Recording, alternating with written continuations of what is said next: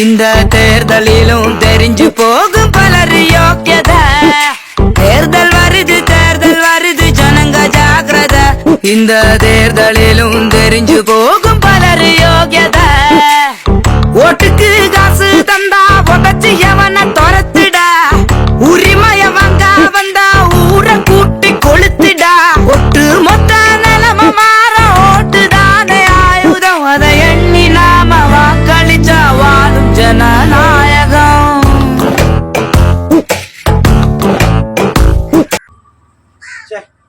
மழை பெஞ்சு வெள்ளமா இருக்குது. எங்க போய் நிக்கிறேன்னு தெரியாம இருக்கு. சொந்தக்காரன் வீட்டு வழியை போய் நிக்கலாமன்னு பார்த்தா அவன்கிட்ட முகரே விடிய மாட்டேன். போன முறை வெள்ளத்துக்கு வீட்டுக்கு இதே மாதிரி தண்ணி அடித்து சொந்தக்காரன் வீட்டை போய் நிக்கிறதுக்கு போனா அவனுக்கு படுத்தின பாடு பெரும்பாடா இருக்கு. சொத்தை விடிய மாட்டேன்.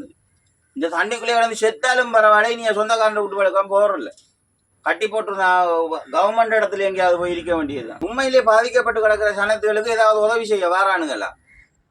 அந்த எலெக்ஷனுக்கு வருவானே, இந்த எலெக்ஷனுக்கு வருவானே, எல்லா எலெக்ஷனுக்கும் வருவானு. இப்ப உதவி செய்யறதுக்கு ஆக்கள் இல்லாம இருக்கு. இங்கே எப்ப சட்டி போகுதுராப்பா, கடவுளே இந்த சட்டி எல்லாம் போகுதுராப்பா, சோறு ஆக்கிற கறியாக்குற சட்டி எல்லாம் போகுதுராப்பா, தண்ணியில போகுதுராப்பா.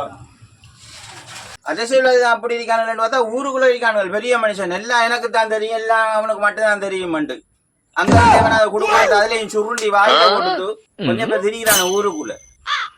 இப்ப நிவாரணம் கொடுக்கறான்னு கொஞ்சம் அனுப்புற நேரம் அதுல பாதியை சுருட்டி வாய்க்க கொடுத்து கொஞ்சம் பேர் திரிகிறானுங்க. அவனால எங்க போனான்னு எழுதியது இந்த தண்ணியிலேயே கழுவி போட்டு இதுலயே ஆக்க வேண்டியதான். செத்தாச்சு ஆகுற அண்ணன் நூறு விழுங்கி, அண்ணன் நூறு விழுங்கி வாரார், அண்ணன் நூறு விழுங்கி வாரார். வெள்ளத்தை பார்த்து பார்த்து வாரார்.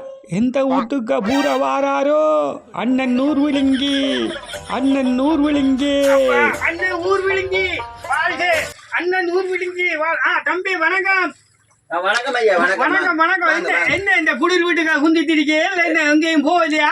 இந்த புது இடங்கள்ல அல்லது சொந்தக்காரர்கள் வீட்டை போகலையாடாப்பா? சொந்தக்காரர்கள் கதைக்காக எனக்கு வருதுனால ஆத்திரம் எனக்கு. என்ன சொந்தக்காரனோட போன முறை வெள்ளத்துக்கு போய் சொத்தே பார்க்கணும். அவங்களோட சொத்தே இல்ல. அவனோட சொத்தை விடுகிறல்லதான். இன்னும் சாப்பிட்டு யாரா காலையில தொழிலும் இல்ல ஒன்றும் இல்ல. வீட்டுக்குள்ளையும் புள்ள தண்ணி எடுத்து என்ன இரண்டு பசி எனக்கு வேற என்ன இரண்டு பசி. இப்படியான ஊர்களுக்கு என்ன இப்படி நடந்தா தாண்டா நம்மள மாதிரி ஆக்கள் இப்படி வலிக்கிட்டுருவோம் தெரியும் தானே. விளங்குதானே? விளக்கிட்டுருவோம். உண்மையா சாப்பிடலையா நீ? தம்பி இந்த ஊரெல்லாம் மரக்கரை ரொட்டி கொடுத்து வாரேன் பசியோட இருக்கிறாங்களுக்கு. நீ ஒன்று வீட்டுக்கு முன்னுக்கு நின்றா. வீட்டுக்கு நீளுக்கு முன்னு இப்படி இப்படி நீ தம்பி வடிவா படம் மாட்டாங்க.